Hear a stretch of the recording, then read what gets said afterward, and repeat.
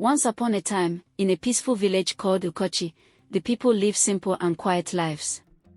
The sun always shined bright, the trees were full of fruits, and the village square was always busy with laughter and songs. Children played with sticks and tires, and elders sat under big trees to tell stories. One morning, a girl that nobody had ever seen before walked into the market. Her name was Masoma. She was very beautiful. Her skin was dark and smooth like palm oil, and her eyes sparkled like stars. She wore a wrapper made of colorful ankara and beads around her neck and waist. Her feet were bare, and her voice was soft like a lullaby.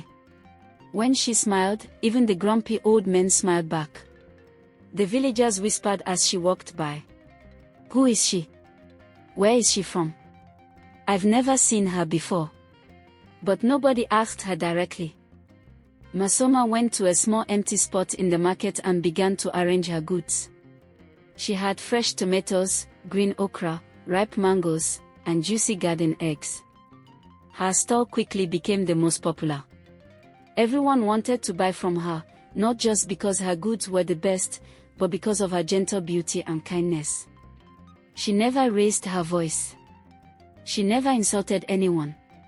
She helped old women carry their baskets. She gave small children free fruits. But even though she was so kind, she was also very strange. She always came to the market early, before the cock crowed, and she always left before the sun began to set. Nobody ever saw where she went after market hours.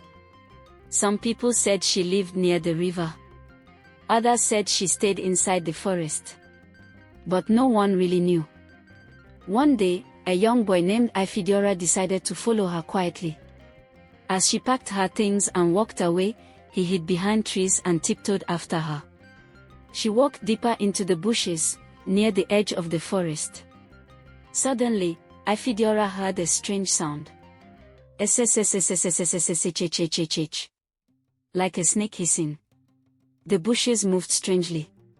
He looked again, and he thought, just for a second, that he saw a long, shiny tail slither behind her. Ifidora screamed and ran back to the village as fast as his legs could carry him. He told the other boys, "Masoma is not normal. I think she's a snake," but they all laughed at him. "You were just afraid of the forest. There's nothing wrong with her. She's too beautiful to be dangerous." But Ifidora couldn't forget what he saw. From that day, he stayed far away from Masoma. And so, the mystery of the beautiful girl from Ukochi continued. Everyone loved her. Everyone admired her. But no one knew her secret. Not yet. A few weeks after Masoma started coming to the market, a stranger came to Ukochi village. His name was Tebena. Tebena was tall, strong, and very handsome. He had skin the color of roasted groundnuts and a smile that could make any girl's heart dance. He wore a clean white senator outfit and shiny brown slippers. His voice was calm like river water. He came from a distant village called Obiun, where his father was a big palm oil merchant. Tebena came to Ukochi looking for fresh foodstuff, especially yam and plantain, to take back home for trade. The day he arrived, the market was full of people. Drums were playing somewhere near the square, and women were dancing as they sold goods. But when Tebena saw Masoma at her store, the whole world seemed to go silent. She was bent over, arranging her garden eggs. Her wrapper hugged her waist. Her back was straight. Her beads jingled softly as she moved. Tebena stared for a long time. He had never seen a girl like her. He walked up to her and greeted her shyly. "Good morning. My name is Tebena," he said, his voice shaking a little. Masoma looked up, smiled gently, and said, "Good morning. I'm Masoma. Do you want to buy something?" Tebena looked at the tomatoes, then at her, then back at the tomatoes. "Yes. I want to buy everything," he said. Masoma laughed. "Everything?" "Yes. Everything on your table." She smiled again. "You don't need all this food. What do you really want?" Tebena scratched his head and smiled. I want to know your name. From that day, Tebena came to the market every morning, even when he didn't need anything. He helped Masoma arrange her vegetables. He brought her food and drinks. He even paid for customers who didn't have enough money. The villagers started to whisper again. Is he falling for her? They look good together. He's a good man, but does he know who she really is? One afternoon, as the sun began to set, Tebena offered to walk Masoma home. But she quickly shook her head. No, thank you. I know the way, she said with a soft smile. Please, let me, he insisted. It's not safe to walk alone. But she gently touched his arm and said, I'm never alone. That night, as Tebena lay on his mat, he kept thinking about those words. I'm never alone. What did she mean? Was she married? Was someone protecting her? He didn't know. But his heart was already falling deep. One day, Tebena told an old woman in the village named Mama Njidika that he wanted to marry Masoma. Mama Njidika frowned and pulled him aside. My son, she said quietly, we all love that girl. But she is not like the rest of us. Nobody knows her family. Nobody knows where she lives. Be careful. Beauty can hide danger. But Tebena smiled. Mama, Masoma is different, yes. But I believe she's special, not dangerous. He had made up his mind. A few days later, as the cock crowed and the market came alive, Tebena stood before Masoma and held out a small beaded ring. I want you to be my wife, he said. Will you marry me? Masoma looked at him. Her eyes sparkled in the morning sun. Her lips parted, but she didn't speak immediately. She held the ring gently, stared into Tebena's eyes, and whispered, Are you sure? Tebena nodded. I have never been more sure of anything in my life. She looked away for a moment, as if listening to something in the air. Then she smiled and said, Yes, but as they hugged, a soft rustle came from the bushes nearby. No one noticed. Except the wind. And the earth. And the spirit of the river that watched from the shadows. After Masoma agreed to marry Tebena, the whole of Okochi village buzzed with excitement. Women clapped and danced at the news. Children ran around shouting, Masoma is getting married. Even the palm wine tapper said, Oh, that fine girl has finally agreed. Thank God. But not everyone was happy. That same night, deep in the forest near the riverbank, a quiet voice spoke in the wind. She has chosen a human. The leaves trembled, and something slithered beneath the soil. Back in the village, Masoma and Tebena began preparing for the traditional wedding. Tebena's people promised to return in 3 weeks for the wine-carrying ceremony. Masoma smiled, but inside her heart, there was worry. That night, after everyone had gone home, she quietly left her compound and walked toward the forest path. Her feet made no sound as they touched the red earth. The moon shone above, guiding her steps. She walked until she reached a shrine made of stone and palm leaves. It was the shrine of Ezenwani Miri, the spirit queen of the river. Masoma knelt and bowed her head. Mother, she whispered, I have agreed to marry Tebena. The shrine was silent. But then, the water inside the small calabash in front of her began to bubble. A cold mist rose.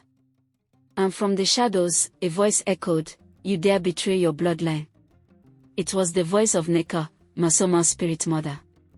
A woman who had the body of a serpent and the voice of thunder. I want to live as a human, Masoma said calmly.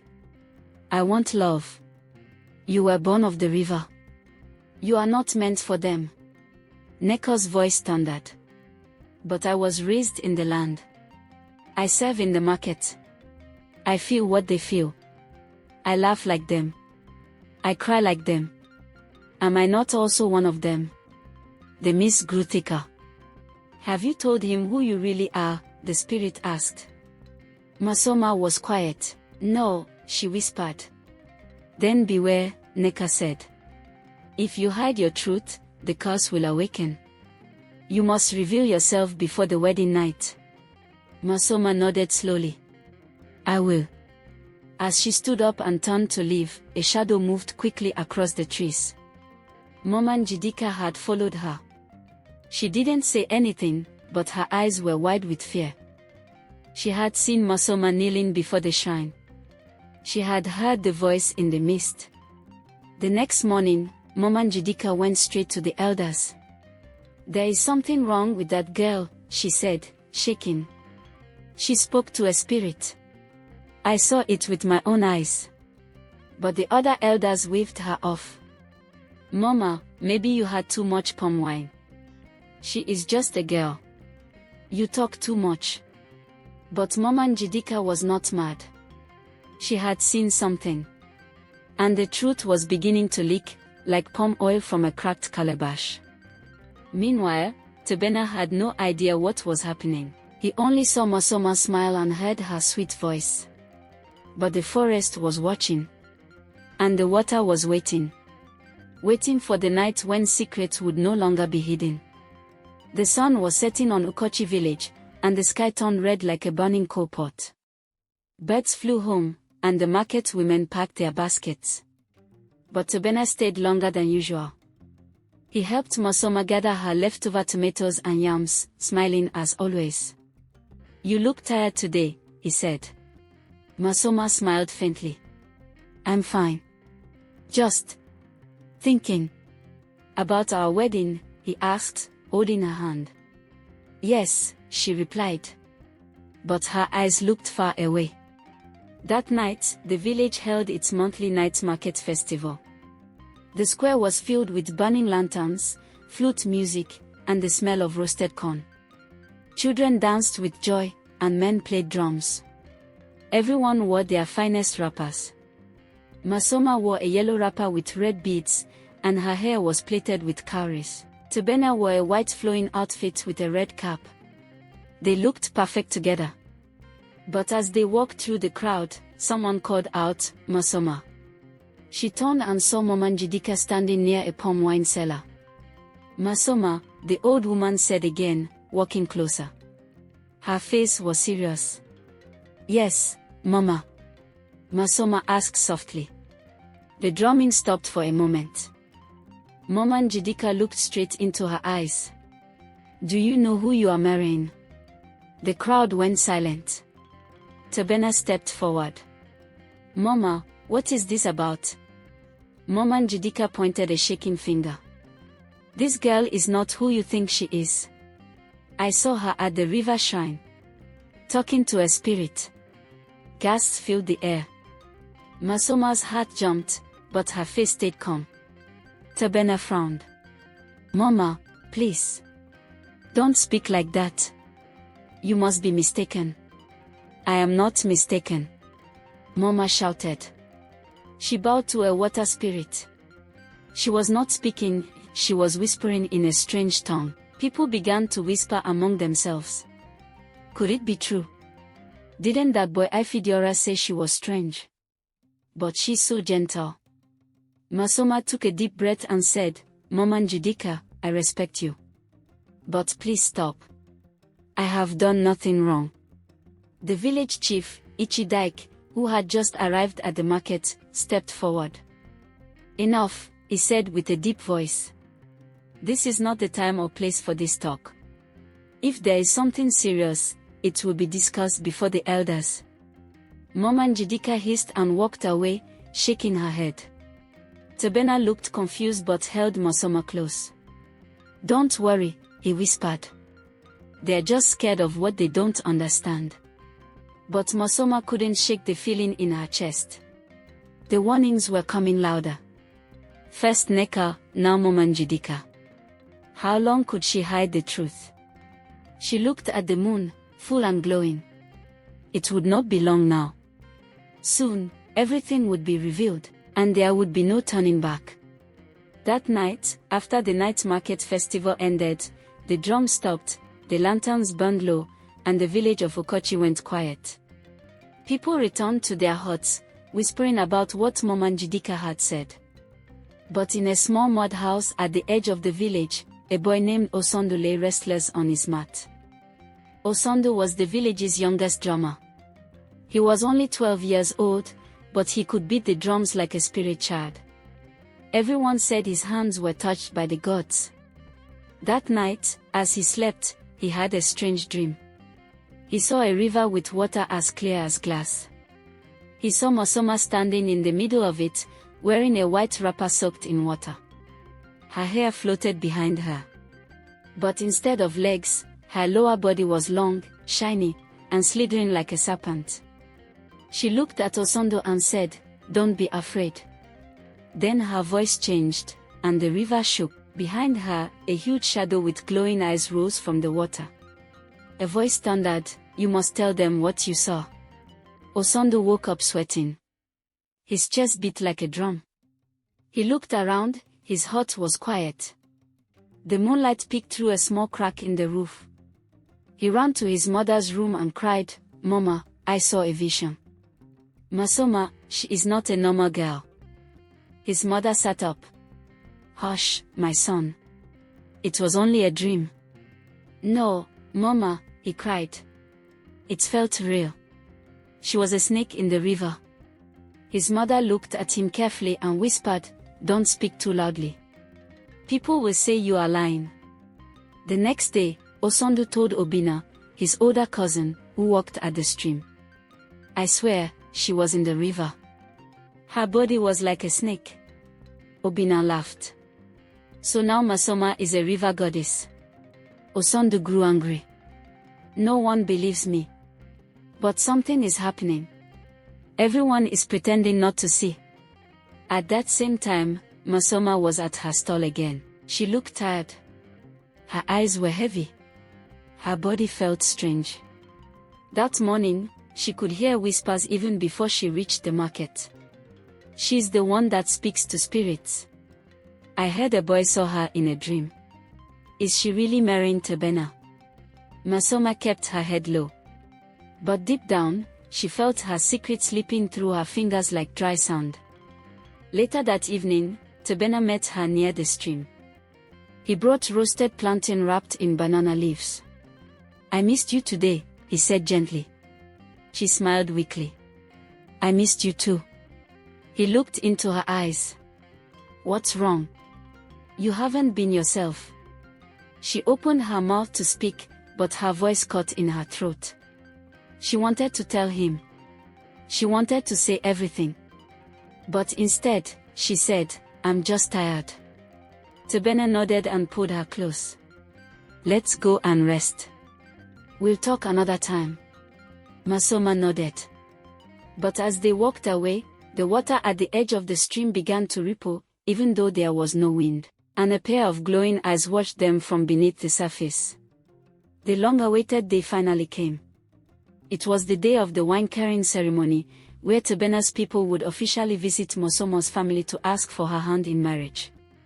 Ukochi village was alive with drums, ululation, and laughter. Women danced in circles with their backs bent low and their wrappers tied tightly around their waists. Children wore tiny versions of traditional attire, running barefoot across the red earth. Young men pounded yam in wooden mortars, sweating and singing at the same time. But one thing was missing. No one had ever seen Masoma's family. And now, with the wine carrying about to begin, people whispered louder. "Who will accept the wine? Where is her father?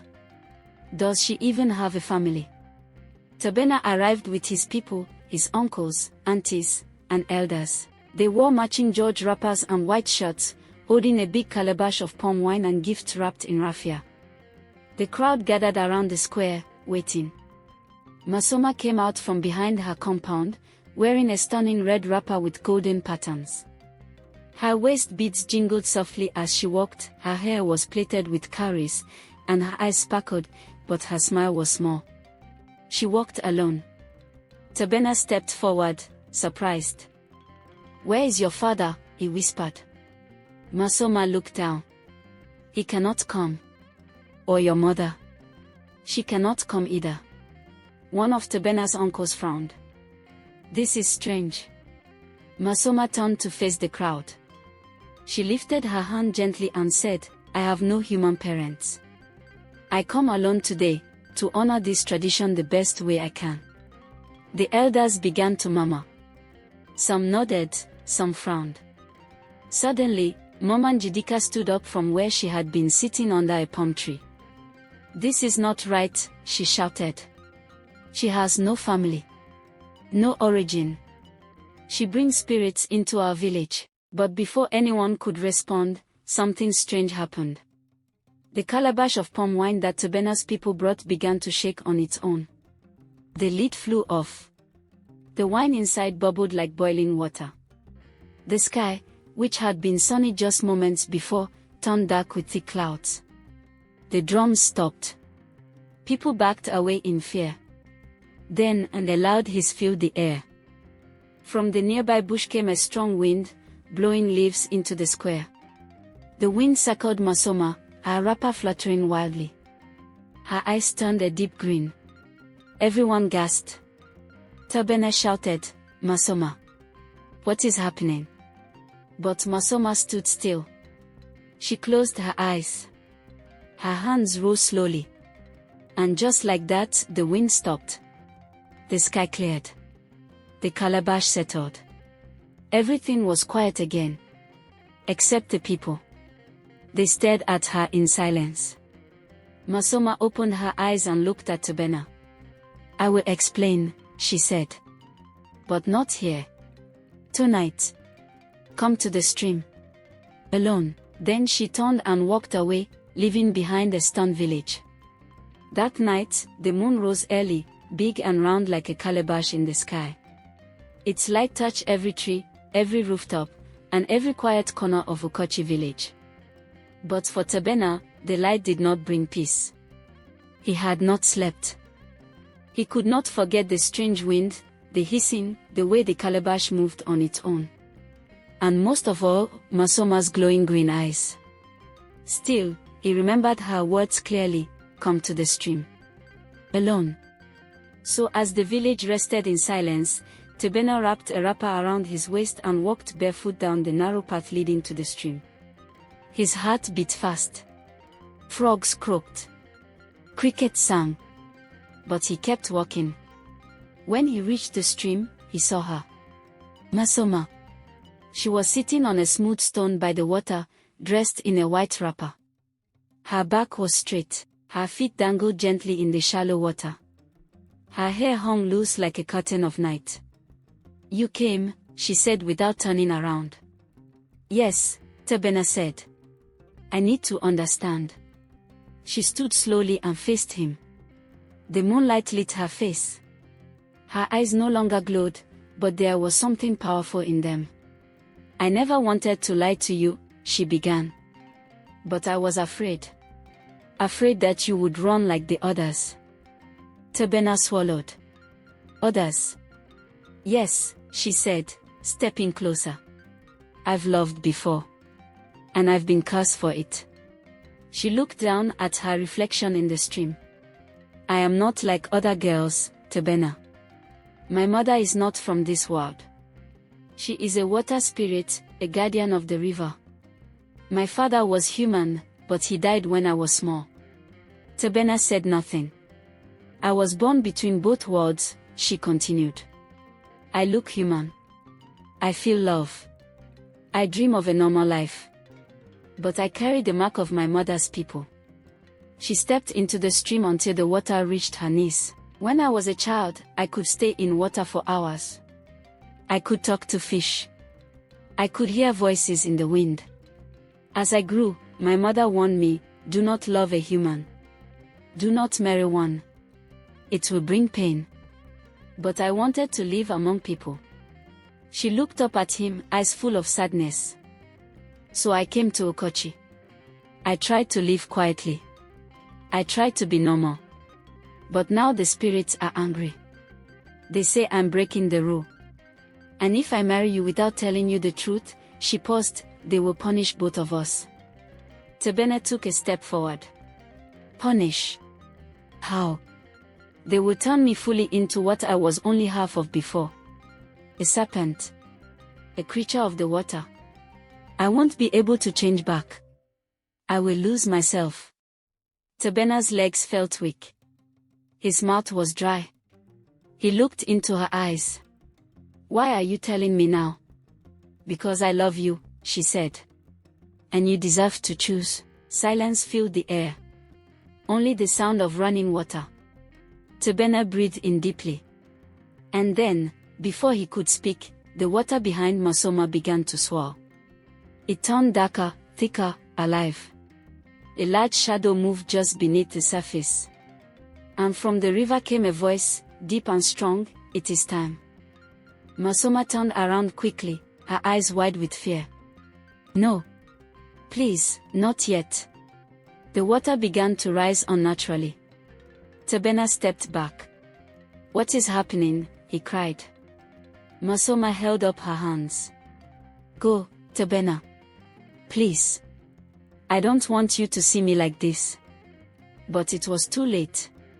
From the middle of the river, something began to rise. Something long. Something shining. Something ancient. The river rose higher. The shadow beneath the water swirled like a whirlpool. The sound of hissing filled the air, not from one snake, but from many, like a choir of angry spirits. Tabena stood frozen at the riverbank. "Masoma," he shouted. "What's happening?" Masoma turned to him slowly. Her eyes now glowed green again. Her voice trembled. "They are forcing the transformation. I'm not ready." Before Tabena could say another word, her body began to change. Her skin shimmered under the moonlight, turning glossy and scale-like. Her legs grew stiff and stiffened into one. Her wrapper unraveled as her lower half twisted and stretched into a long, thick serpent's tail that shimmered gold and green. Tabena stumbled backward in horror. "No, this can't be." Masoma cried out, half in pain, half in shame. "I didn't want you to see me like this." But the river would not stop. From its center rose a huge serpent head with glowing red eyes. It was Neka, her mother, the spirit queen of the river, in her full form. Her voice echoed across the stream. "This is your punishment, daughter. You refused to obey. You betrayed the blood that flows in your veins." Masoma turned her serpent face toward the spirit. "Mother, please. I love him. Then you shall live with the consequences of human love." Tabena fell to his knees. His hands shook.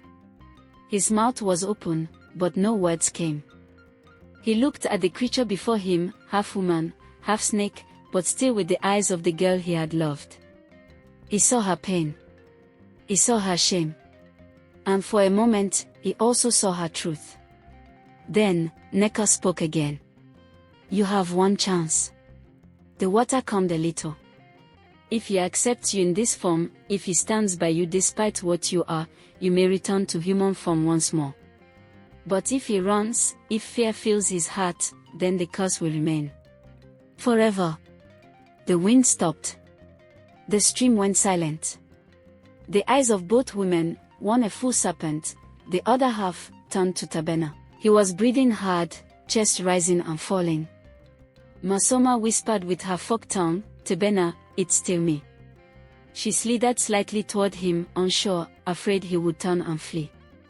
The forest waited. The water spirits waited.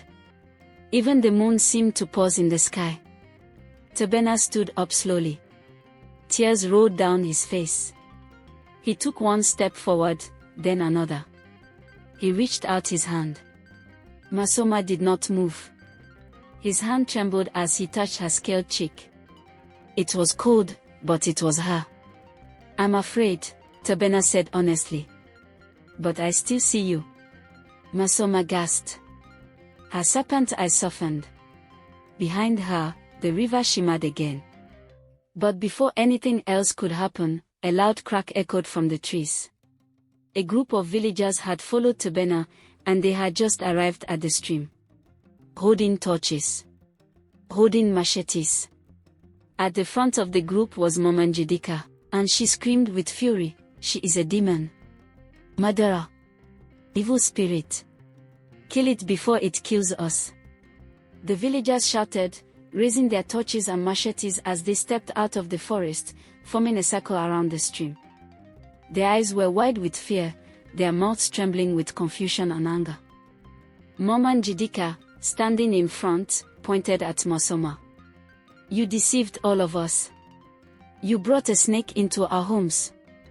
You bewitched our son. Masoma, still in her half-serpent form, did not move.